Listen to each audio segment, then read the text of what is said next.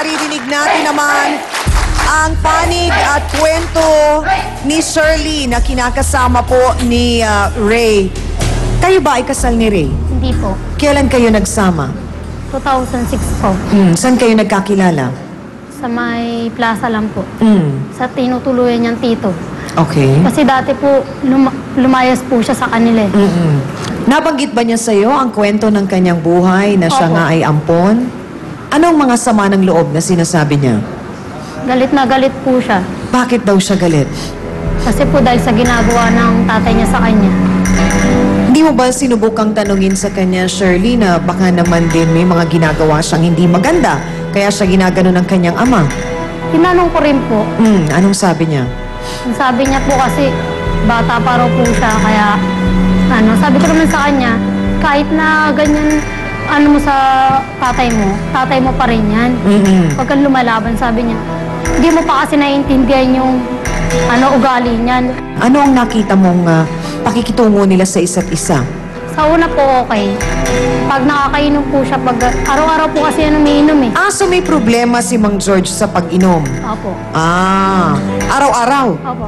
Bakit po kayo araw-araw umiinom, Mang George? Dahil nga po sa asawa ko po namatay. Kaya naging parang na yung pag-iisip ko, inom lang. Hindi ho kaya parang ginagawang nyo na lang pong dahilan yon. Dahil po. parang mas pinili nyo namang Dati naman po, araw-araw. hindi naman po ako lasinggero eh. Oh. Yung mula nung namatay lang po asawa ko, kaya naging lasinggero na ako. Ngayon, iwasan Pero ko sa na rin. palagay po ba ninyo, yung asawa ninyong pumanaw na ay matutuwa kung kayo po'y nakikitang umiinom araw-araw? Hindi naman sure po eh. Hindi po. So bakit po kayo uminom? Kaya naalala ko lang po yung pangyayari sa buong buhay ko po na hindi ko makakalimutan ganun eh. Pero alam po ninyo na kayo po ay pagka kayo po ay nakakainom, may mga nasasabi po kayo at nagagawa na hindi maganda. Hindi po ba kayo natatakot na baka dumating ang puntong magdilim ang paningin ninyo at may magawa kayong hindi maganda at panghabang buhay po ninyong pagsisihan? Nadala nga po ng pag-inom ninyo ng alak na wala pong naidudulot na maganda. Kaya mula nun po, iniiwasan ko na po na ginom eh. Tapos nun siya po nagginom po na sa bahay, doon na po kami nagsimula nagrambulan na po eh. Nagrambulan Dahil sila, po ito, eh. Shirley? Sino ang nakita mong nagsimula ng away na yon? Kasi lasing na po siya eh. Yung asawa ko. Bakit niya sinuntok? Kasi nagkainitan sila dahil lagi niya pong kinukwento yung nakaraan. Binabalik niya. Di Mang George, Opo. sinusumbat niya kumbaga. Opo. Anong sinasabi niya? Lagi niyang sinisisi asawa ko. Na gano'n na lagi niya pinagsasalita na hindi maganda. Napuno na po yung asawa ko, lumaban na sa kanya. Dahil lagi niya pong Anong pinakagrabing nakita mong pag-aaway nila? pinagsusuntok niya yung asawa ko. Lumaban ba si Ray? Opo, binato siya ng baso. May mga anak kayo ni Ray? Opo, dalawa. Minsan, tinutukan pa nga ako ng sumpak niyan eh. Shirley, gusto ko lang malaman, nung nakita mong ganito na ang sitwasyon ni Ray at ni Mang George, bilang ikaw ang kinakasama ni Ray, pinapayuhan mo ba siya at sinasabihan na unawain na lang at mahalin ang kanyang ama? Opo. Kaso hindi rin po nakikinig to eh. Bakit? Kasi galit na galit talaga siya dyan.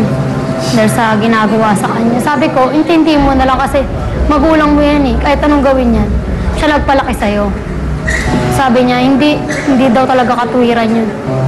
Dr. Camille, gusto ko lamang pong malaman, kailan po ba ang tamang panahon para sabihin ng isang ama o ng isang ina na yung kanyang anak ay isang ampon?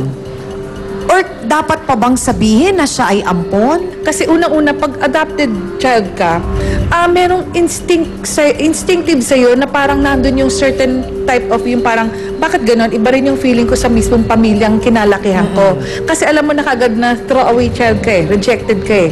So talagang meron kang ganong klaseng feeling, may ganong klaseng insecurity. Kaya karaniwan sa mga magulang na merong mga ampon, ang tendency, mas protective sila dun sa mga ampon nila kaysa sa mga tunay nilang anak. Dahil ayaw nila na baka may malaman itong ampon namin na sila ay hindi tunay na anak, mas magkakaroon sila ng problema. Hindi tuloy tuloy nila mapoprotektahan at magkakaroon nga ng issue na pagre-rebelde. At the same time, siguro maganda rin na talagang si Mang George at saka si Ray ay talagang magkapatawaran kasi talagang kailangan ilibing na nila lahat yung galit nila para makapag-umpisa sila pare-parehas. Kasi siguro kung talagang maililibing yung galit na yun, ultimo si Mang George ay titigil rin sa pag-iinom at hindi yung habang buhay sisisihin niya si Ray sa pagkamatay ng asawa niya na kuminsan naman akala din natin ginagamit lang din natin yung pamamaraan para manaig yung galit dun sa isang tao eh. Kasi hindi mo pwedeng sabihin na kaya namatay ang isang tao dahil hinabol mo siya at paano kung talagang panahonan niya at destined siya talagang mamatay doon, hindi mo pwedeng sisihin yung tao na yun na porke ba naghahabol na ganon, talagang sabihin mo, napagod at siya na ang may kasalanan. Kung ganun ang pananaw niyo sa buhay, wala talagang mangyayari. Talagang ang nakafocus ka nung, hindi, unti-unti kong papatayin tong tao na to. Oo. Kaya parehas sila nagiging homicidal at the same time, suicidal. Maraming salamat po, Dr. Camille. Mga kapatid, oras na para tawagin naman natin ang kapitbahay na nakakita o nakakakita di umano sa kasamaan naman ng ugali nitong si Ray. Narito po si Aling Nelma Anasio. Pasok! Aling Nelma, bakit po naman ninyo nasabi na masama ang ugali ni Ray? Tarantado po talaga yan eh. Kasi Bakit po? binabato nga po niya yung tatay niya pag nalalasing. Pero si Mang George din po ay umiinom, hindi po ba? Umiinom silang dalawa, pero mas dapat hindi niya batuhin yung sa baso eh. Tapos nag-rugby pa po So siya. sinasabi niyo walang galang din si Ray sa kanyang ama. Pero nakita po ba ninyo na sinaktan ni Mang George si Ray? Nagsuntukan po talaga sila. Anong dahilan daw? Yun nga po, nagiinuman. So pareho rin silang may problema sa pag-inom. Iyon po nagra-rugby, kaya Bata pa yun. Bata pa ako. Ipagtatanggol po ni Aling Nelma ang inaakusahang malupit na ama-amahan. Maririnig po natin ang kwento niya dito lamang po sa paborito ninyong Barangay Hall on Air, ang Face to Face. Anong dahilan? Bakit gusto mo silang makausap? Para questionin mo sila at tanungin kung bakit ka pinamigay? Ganun ba? Gusto ko rin maranasan kahit pa paano, kahit sabihin na pinamigay nila ako. Gusto ko rin maranasan yung pagmamahal na Miss Ami Perez would like to thank the following: Dr. Steve Mark Gunn of JAOC Dental Clinic, Philip Stein, Face and Figures, Salon de Manila, Plains and Prints, Gloss Nails, Watercolors Makeup at Shangri-La Mall, Angel